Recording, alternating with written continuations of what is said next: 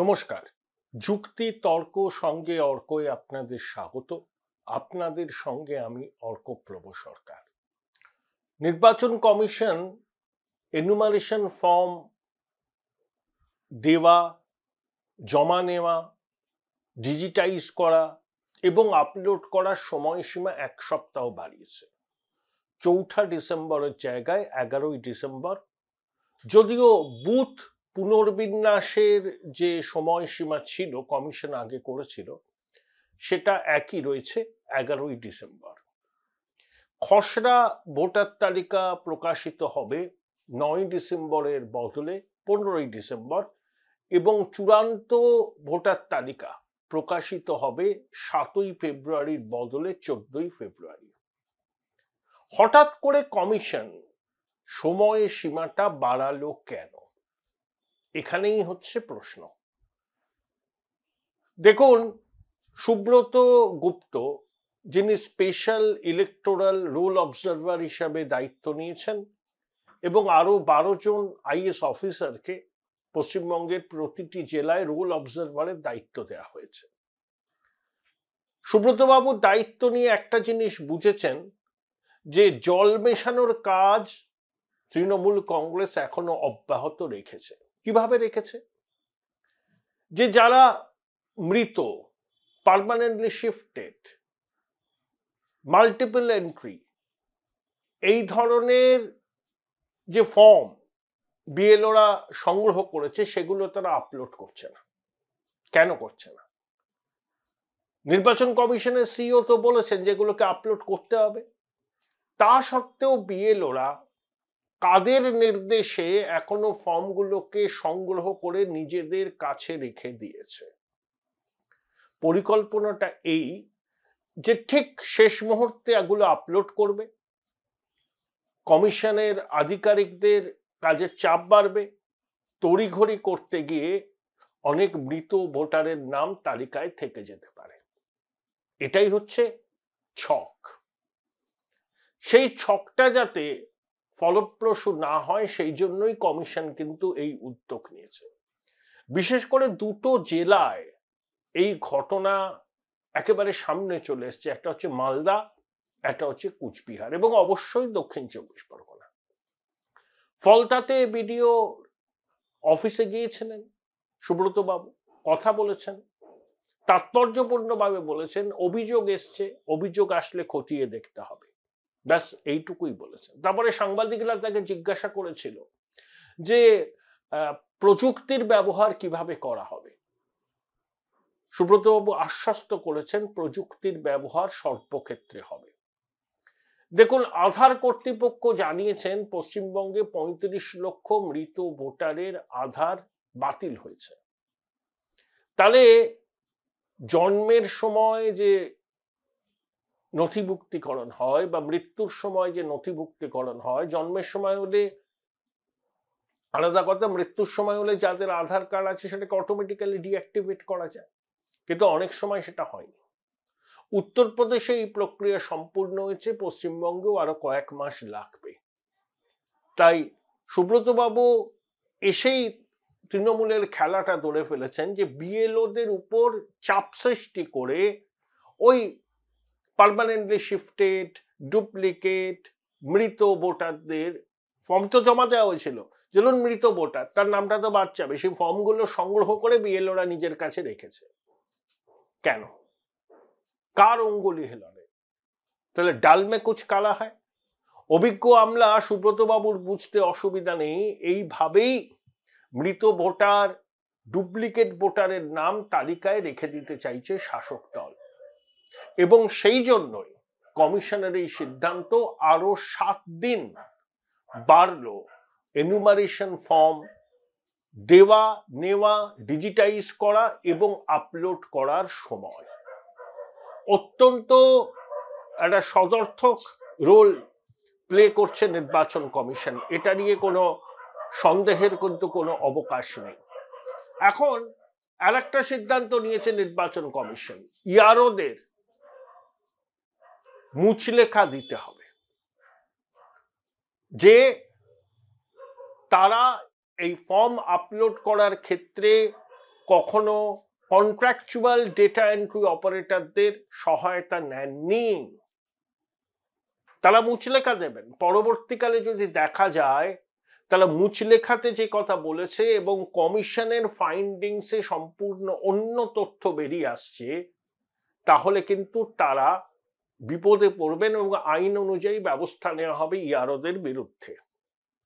অর্থাৎ ইআরওরা যারা দায়িত্বে আছেন, তালিকায় নাম তোলার ক্ষেত্রে তাদের ভূমিকা সব থেকে গুরুত্বপূর্ণ। তারা কিন্তু মুচলেখা দিয়ে তাদেরকে বলতে হবে যে তারা এই কাজ করেছেন কমিশনের নিয়ম মেনে, কোনো চুক্তির ভিত্তিতে নিয়োগপ্রাপ্ত ডেটা এন্ট্রি অপারেটরদের এই আপলোড করার কাজে লাগাননি। কারণ কমিশনের নিয়মই আছে যে কোনো চুক্তিভিত্তিক কর্মী এই প্রক্রিয়ার সঙ্গে যুক্ত হতে পারবে না। দিদিমণি এটাতে আপত্তি জানিয়েছেন। বাংলা সহায়তা কেন্দ্রের ওই ডেটা এন্ট্রি অপারেটররা কেন এই কাজ করবে না? দিদিমণি উষ্মা প্রকাশ করে কমিশনকে চিঠি দিয়েছিলেন। তো কমিশন দিদিমণির আর্জিতে কর্ণপাত করেনি, কারণ এই বিএসকে তে চুক্তির ভিত্তিতে ডেটা এন্ট্রি অপারেটর হিসাবে যারা কাজ করছেন তারা অধিকাংশ শাসক দলের ক্যাডার এবং এদের অনেককেই আইপ্যাক নিয়োগ করেছে। জহর সরকার কি বলেছিলেন? তিনি তো 1998-99 লোকসভা নির্বাচনে রাজ্যের কমিশনের সিইও ছিলেন। তিনি রীতিমতো অঙ্ক কষে বলেছেন যে 70 লক্ষ থেকে 1 কোটি নাম বাদ যাবে, প্রচুর মৃত ভোটার আছে। আধার কর্তৃপক্ষ কি বলেছে? যে 35 লক্ষ মৃত ভোটারের আধার কার্ড বাতিল হয়েছে। তাহলে সেগুলোর রিফ্লেকশন হওয়া দরকার তো তালিকায়। সেগুলো রিফ্লেকশন না হলে বুঝতে হবে যে জল মেশানোর প্রক্রিয়াটা চলছে। সুব্রত বাবু এই জায়গাটাতেই ধরেছেন এবং সেই জন্যই এই সময়সীমাটা বাড়ানো হয়েছে। ইআরওদের মুচলেখা দিতে বাধ্য করা হচ্ছে। ইআরওরা মুচলেখা দিয়ে কমিশনের সিইও কে জানাবেন, সিইও সেটা নির্বাচন সদনকে জানিয়ে দেবেন। আসলে পশ্চিমবঙ্গের প্রশাসনের একেবারে কি বলবো, প্রশাসনের অভ্যন্তরে দলতন্ত্র সম্পূর্ণরূপে কায়েম। আপনি বিডিও বলুন, এসডিও বলুন, অধিকাংশ জেলা শাসক, অধিকাংশ পুলিশ কর্তা ভীষণ রকম অনুপ্রাণিত। মমতা বন্দ্যোপাধ্যায় এই ইকোসিস্টেমটাকে খুব সুন্দরভাবে তৈরি করেছেন। সেজন্য পুলিশ এবং প্রশাসনের সক্রিয় সহযোগিতা তিনি সবসময় পান নির্বাচনের কাজে।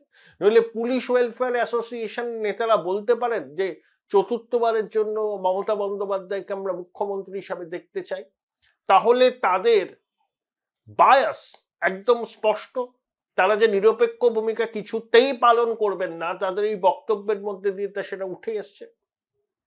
এবং পশ্চিমবঙ্গের প্রতিটা বিডিও দপ্তর, এসডিও দপ্তর, জেলা শাসকের দপ্তর, পুলিশ সুপারের দপ্তর কার্যত তৃণমূলের পার্টি অফিসে পরিণত হয়েছে বলে অনেকে বলে। সেই অভিযোগ যে একেবারে অসার সেটাও বলা যায় না, কারণ বিডিওদের সঙ্গে মুখ্যমন্ত্রী সরাসরি যোগাযোগ রাখেন, তাদের জন্মদিনে শুভেচ্ছা বার্তা পাঠান, উপহার পাঠান। আমি শুনেছি অনেক বিডিও প্রচুর সম্পত্তি করেছেন, বিলাসবহুল গাড়িতে চড়ে ঘোরে আছে। বিডিও কত মায়না পায়? সেই টাকায় লাক্সারি ফ্ল্যাট হয়, দামি এসইউভি অ্যাফোর্ড করা সম্ভব, কিন্তু তারা করেন। এই যে ইকোসিস্টেমটা তৈরি হয়েছে, এই ইকোসিস্টেমটা নির্বাচনের সময় শাসককে প্রভূত সহায়তা করে। সেই ইকোসিস্টেমটা ভাঙা শক্ত কাজ, কিন্তু কমিশন চেষ্টা করছে। শুভেন্দুবাবু একটা দাবি করেছেন যে নির্বাচনে এ রাজ্যের কোনো পুলিশকে কোনো কাজে লাগানো যাবে না। তিনি ওয়েলফেয়ার অ্যাসোসিয়েশনের নেতাদের বক্তব্যের ভিডিওগ্রাফি পাঠিয়েছেন কমিশনকে। তিনি বলেছেন কেন্দ্রীয় বাহিনীর পাশাপাশি ভিন রাজ্য থেকে সশস্ত্র পুলিশ বাহিনী আনতে হবে।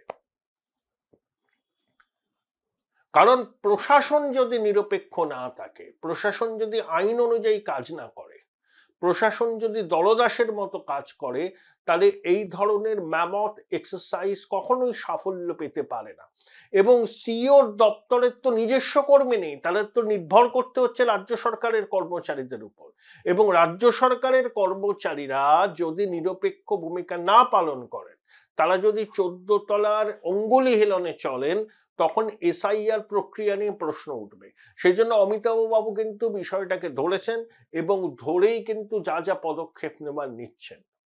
এটাও বলে রাখছি, যদি দেখা যায় যে 11 তারিখের পর এই এনুমারেশন ফর্ম ডিজিটাইজ করে আপলোড করার কাজ শেষ হলো, খসড়া তালিকা প্রকাশ হলো, কিন্তু যে খসড়া তালিকা প্রকাশ হলো সেই খসড়া তালিকা যদি কমিশন মনে করে অসম্পূর্ণ, তাহলে আবার যে যে জায়গাগুলোতে কমিশনের সন্দেহ হচ্ছে সেই সমস্ত অঞ্চলে আবার রিভিশন করতে পারে, সেই ক্ষমতা কমিশনের আছে। কারণ এটা স্পেশাল ইন্টেন্সিভ রিভিশন। সরকার অসহযোগিতা করছে, শাসক দল পদে পদে বাধা সৃষ্টি করছে, এই অবস্থায় কমিশনকে কাজ করতে হচ্ছে, কমিশনকে নির্ভর করতে হচ্ছে এই সরকারের আধিকারিকদের উপর। এই সরকারের আধিকারিকদের অধিকাংশ দলদাস। তাহলে একটা এসআইআর প্রক্রিয়া সম্পূর্ণ হতে গেলে, একেবারে ত্রুটিমুক্ত হতে গেলে, যদি প্রয়োজন মনে করে কমিশন, খসড়া তালিকা প্রকাশের পর কমিশনের যদি মনে হয়, ধরুন সাপোজ মালদায় যে খসড়া তালিকা প্রকাশ হচ্ছে মালদা জেলায়, কমিশন যদি মনে করে সেটা অসম্পূর্ণ, ত্রুটিপূর্ণ, পুনরায় ওখানে হতে পারে আবার ইলেকটোরাল রোল রিভিশন। এই সম্ভাবনাও উড়িয়ে দেওয়া যাচ্ছে না। এই নিয়ে কথা বলেছিলাম রাজনৈতিক বিশ্লেষক অধ্যাপক বিশ্বনাথ চক্রবর্তীর সঙ্গে। তার আগে বলি, আমার এই ভেঞ্চারে আপনারা সক্রিয়ভাবে যুক্ত হচ্ছেন, আমি কৃতজ্ঞ। আপনাদের সহযোগিতা প্রতি পদে পদে পাচ্ছি। আপনারা যে ডিভাইসে এই প্রোগ্রাম দেখুন না কেন, সাবস্ক্রাইবার বাটনের পাশে থ্যাঙ্কস বাটন আছে, সেখানে ক্লিক করলেই আপনারা আপনাদের মতো করে আমার এই ভেঞ্চারের সঙ্গে যুক্ত হতে পারেন। অধ্যাপক বিশ্বনাথ চক্রবর্তী খুব প্রাঞ্জল ভাষায় বিশ্লেষণ করেছেন কমিশনের ভূমিকা, এসআইআর এর ভবিষ্যৎ। কি বললেন তিনি, শুনেন। যেটা বলছিলাম একটা উদাহরণ দিতে চাইছিলাম। সম্প্রতি এসআইআর পর্ব চলছে, মমতা বন্দ্যোপাধ্যায় মানে একেবারে বলা যায় যে, দেখো মিথ্যে কথা শব্দটা তো বলা যায় না, কিন্তু আমি বলতে চাই যে সত্যের ব্যাপারে অত্যন্ত কৃপণ উনি। অভিষেকও সত্যের ব্যাপারে ভীষণ কৃপণ। ধরো এসআইআর এর সাথে এনআরসির কোনো সম্পর্ক নেই, কিন্তু ডে ওয়ান থেকে তৃণমূল কংগ্রেস, মমতা বন্দ্যোপাধ্যায়, অভিষেক বন্দ্যোপাধ্যায় এসআইআর সাথে এনআরসির সম্পর্ক জুড়িয়ে মুসলিমদেরকে ভয় দেখাতে শুরু করেন। আমার প্রশ্ন হচ্ছে, শান্তনু ঠাকুর এতদিন বিদেশে ছিলেন, হঠাৎ বিদেশ থেকে এসে নিজের থেকেই বলছেন যে খোঁজা হবে, ডিটেনশন ক্যাম্পে পাঠানো হবে, মানে পুরো এনআরসির গল্প যদি শান্তনু কেন্দ্রের মন্ত্রী হিসাবে বলেন, তাহলে সেইটা কিন্তু মমতা বন্দ্যোপাধ্যায়, অভিষেক বন্দ্যোপাধ্যায়ের মানে অসত্য ভাষ্যকেই কিন্তু সমর্থন শুধু করে তা নয়, মুসলিমদের যে আতঙ্ক তৈরি করার উদ্যোগ সেটা আরো জাস্টিফাই হয় এবং মুসলিম ভোট কনসলিডেশন হবে এগেইনস্ট তৃণমূল কংগ্রেস, বিজেপি। আমার আরেকটা প্রশ্ন, আপনি খুব ভালোভাবেই বললেন এসআইআর এর বিষয়টা আসলো, কমিশন এক্সটেন্ড করেছে সময়সীমা 11 তারিখ অব্দি এনুমারেশন ফর্ম জমা দেওয়ার। সুব্রত বাবু ঘুরে বেড়াচ্ছেন, আজকে ফলতা গেছিলেন, আপনার কথা মতো যেটা আপনি আগে আমায় বলেছিলেন, অবজারভাররা জেলায় জেলায় যাওয়া শুরু করেছে, এবং বিএলওরা তার চাপে কমিশন বলছে যে মৃত ভোটার, পার্মানেন্টলি শিফটেড ভোটার, তাদের তথ্য আপলোড করছে না। এইসব কারণের জন্যই কি আপনার মনে হয় সময়সীমাটা বাড়ানো হলো? 1, 2, ইআরওদের মুচলেখা দিতে হচ্ছে। কোনো তথ্য যদি ভুল থাকে আপলোডের সময় বা আপনার যখন ওরা ডিসাইড করবে তালিকা তৈরির সময়, তাদেরকে দায়িত্ব নিতে হবে। এই মুচলেখা দিচ্ছে ইআরওরা। কমিশনের, আমি বলছি কমিশনের খেলাটা কি ঠিক? দেখো, আমি প্রথমত মনে করি যে ইআরওদের মানে অবশ্যই মুচলেখা নেওয়া উচিত, সার্টিফাই করা উচিত, কারণ অ্যাডমিনিস্ট্রেশনের প্রথম মানে ফিচার্সই হলো যে the bureaucrat should be accountable. এই যে অ্যাকাউন্টেবিলিটিটা অ্যাসিওর করতে পেরেছে, এটা আমি ইলেকশন কমিশনকে ধন্যবাদ জানাবো। অন্তত ইআরওদের অ্যাকাউন্টেবিলিটি, ভাই তুমি যদি ভুলভাল তথ্য দাও তাহলে প্রয়োজনে ধরা পড়লে কিন্তু তোমার বিপদ আছে, আমি শাস্তি দেব। এইটা বার্তাটা দেওয়া খুব জরুরি ছিল, কারণ পশ্চিমবাংলায় আমি তোমায় বলছি বিডিও অফিস বা সাব ডিভিশনাল অফিসাররা তৃণমূল কংগ্রেসের পার্টি অফিসে পরিণত হয়েছে। ফলে এখানে তৃণমূল কংগ্রেসের নেতারা যেভাবে বলেছে ওরা সেইভাবেই আপলোড করছে, এই অভিযোগটা আসছে। ফলে এখানে যদি ইআরও কে দায়বদ্ধ না করা হয় তাহলে ইআরও তো খুল্লা তৃণমূল কংগ্রেস নেতারা যা বলবে তার বাইরে কিছু করবে না। দেখো আজকে শুভেন্দু থেকে শুরু করে বিভিন্ন বিজেপি নেতারা বলে আমাদের 57,000 আছে, বিএলএ আছে। বিশ্বাস করো তুমি, ইউ ক্যান বিলিভ মি, যে 57,000 তুমি নাম দিতে পারো, এফেক্টিভলি 5,000 কাজ করছে কিনা সন্দেহ। কিন্তু আমি বলতে পারি তৃণমূল কংগ্রেস কিন্তু এই কাজটা অত্যন্ত, মানে একদিকে মমতা বন্দ্যোপাধ্যায় যখন মাঠের রাজনীতি করছেন, তীব্র বিরোধিতা করছেন এসআইআর এর, উল্টো দিকে পুরো পার্টিকে নামিয়ে দিয়েছেন, বিএলএ দের নামিয়ে দিয়েছেন এই প্রক্রিয়ায় যাতে নিয়ন্ত্রণ নেওয়া যায়। তাদের যে কনস্টিটিউয়েন্সি, তাদের যে ভোটার, সেটা মৃত হতে পারে, সেটা মানে তোমার গিয়ে মুসলিম ভোট হতে পারে, সেটা অনুপ্রবেশকারী হতে পারে, তাদের সংরক্ষণের প্রশ্নে কিন্তু বিরোধীরা যে অভিযোগ করছে যে তৃণমূল কংগ্রেস সদয়, এটা কিন্তু প্রতিনিয়ত কিন্তু খোঁজ করলেই পাওয়া যাচ্ছে। ফলে এইরকম অবস্থা ইলেকশন কমিশন কে যখন বুঝতে পারছে যে এসআইআর পুরো নিয়ন্ত্রণ তৃণমূল কংগ্রেস নিয়েছে, অনেকটা পরে হলেও আমি বলবো যে উদ্যোগটা নিয়েছে, দেখা যাক কি হয়। কিন্তু এই উদ্যোগটা ইলেকশন কমিশনকে অনেক আগে নিতে হতো। ইলেকশন কমিশন কিন্তু পশ্চিমবাংলার মতন রাজ্যে এসআইআর প্রক্রিয়া শুরু করলো কোন রকম ভালোভাবে পরিকল্পনা ছাড়াই। এসআইআর শুরু করতে হলে প্রথমেই যেটা করতে হতো, প্রত্যেকটা জেলাতে একজন করে অবজারভার ডিএম অফিসে বসানো উচিত ছিল, যাতে করে ডিএম অফিসের নিয়ন্ত্রণটা নেওয়া যায়। না হলে কিন্তু আমি তোমায় বলছি যে তৃণমূল কংগ্রেস যে তার মতন করে ভোটার তালিকা সংশোধন করবে, এখানে যে বিরোধীদের কার্যত কোমরে জোর নেই, সেটা আমরা সবাই জানতাম। ফলে মানে দেরিতে উপলব্ধি করতে পেরেছে ইলেকশন কমিশন। কিন্তু তারপরে আমি মনে করি যে অবজারভার এবং সুব্রত গুপ্ত পোর খাওয়া আইএস এবং সবচেয়ে বলা যায় যে মেধা সম্পন্ন আইএস ছিলেন উনি। ফলে এবং উনাকে বঞ্চনাও করা হয়েছিল পশ্চিমবাংলায়, মমতা বন্দ্যোপাধ্যায় তাকে চিফ সেক্রেটারি করেনি। ফলে এবং তার গ্রাউন্ড লেভেলে অনেক অভিজ্ঞতা আছে, 2002 সালে এসআইআর প্রক্রিয়ায় সুব্রত গুপ্তের বিরাট ভূমিকা ছিল। ফলে এই মানুষটার নেতৃত্বে যে অবজারভাররা এসছে, তারা অন্তত পক্ষে আমি নিশ্চিত যে যেখানে গ্রস ভায়োলেশন হয়েছে, দেখো মানে মাইক্রো লেভেলে ভায়োলেশন বা মাইক্রো লেভেলে বেনামি কাদের নাম লেখা হয়েছে না হয়েছে, এটা তারা খুঁজে সবসময় বার করতে পারবেন না। কিন্তু যেখানে গ্রস ভায়োলেশন হয়েছে, যেমন ফলতাতে অভিযোগ উঠেছে তৃণমূল নেতারা মানে যা ইচ্ছা তাই করেছে, ডায়মন্ড হারবার কনস্টিটিউয়েন্সি লোকসভাতে অভিযোগ ভয়ঙ্কর লেভেলে অভিযোগ, এই জায়গাগুলোতে অন্তত হস্তক্ষেপ করতে পারবে, প্রয়োজনে ফার্দার সামারি রিভিশনেরও অর্ডার দিতে পারে। আমার তো মনে হয় যদি ইলেকশন কমিশন দেখে যে হ্যাঁ ফলতাতে সত্যি মানে 10% বা তার বেশি ভুয়ো ভোটারের নাম লেখানো হয়েছে, মৃত ভোটারের নাম এখনো রয়ে গেছে, আমার তো মনে হয় সামারি রিভিশনে যাওয়া উচিত ফার্দার, যে না মানে যেরকম করে রিপোল হয় সেরকম মানে আবার রিভিশনে যাওয়া উচিত। ফলে এই চাপগুলো কে দিবে? রাজ্যের বিরোধী দলের তরফ থেকে তো দেওয়ার কথা। বিরোধী দলের তরফ থেকেই গ্রাউন্ড লেভেল থেকে ডেটা এনে ইলেকশন কমিশনের অফিসে ফেলা কথা যে দেখুন আপনি তো এসআইআর করে ভোটার তালিকা সংশোধন করতে চাইছেন, কিন্তু দেখুন মৃত ভোটার এত রয়ে গেছে, অবৈধ ভোটার এমন রয়ে গেছে। এই কাজগুলো নিবিড় ভাবে করে পঞ্চায়েত ধরে ধরে বা এলাকা ধরে ধরে বুথ নাম্বার ধরে ধরে করতে হবে। এই কাজটা একসময় সিপিএম খুব ভালো করতো, কিন্তু তাদের এখন সংগঠন নেই, কর্মী নেই, সেইভাবে কোমরে জোর নেই। এবার বিজেপি নিবিড় ভাবে কিন্তু এই কাজটা করছে বলে অন্তত আমার কাছে তো খবর নেই।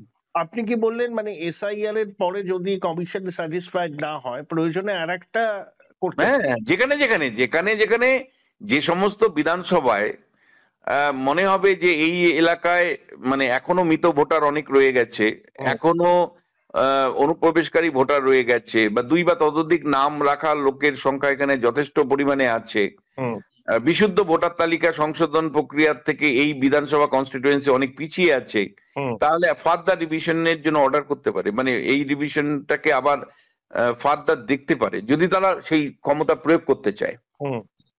মানে কনস্টিটিউশনালি কোনো বাধা নেই? না না, কনস্টিটিউশন বাধা থাকবে কেন? ধরো নির্বাচন ইলেকশন কমিশনের তত্ত্বাবধানে হয়, নির্বাচন করতে গিয়ে ইলেকশন কমিশন যদি দেখে যে ভোট ঠিক মতন হলো না, তাহলে রিপোল করে না? অনেক সময় তো পুরো বিধানসভা জুড়ে রিপোল করা হয়। ফলে এটা তো সম্ভব, এটা এই বার্তাটাই বিরোধী দলের তরফ থেকে যদি শাসক দলের সামনে রাখতে পারতো প্রথম থেকেই, তাহলে আমি বলতাম যে শাসক দল অন্তত জল এবং দুধের মধ্যে পার্থক্যটা ভেবে তারপরে জল ঢালতো। বুঝতে পেরেছি। থ্যাংক ইউ বিশ্বনাথ দা, thank you. Join Indian Institute of Hotel Management now. Right choice, right decision.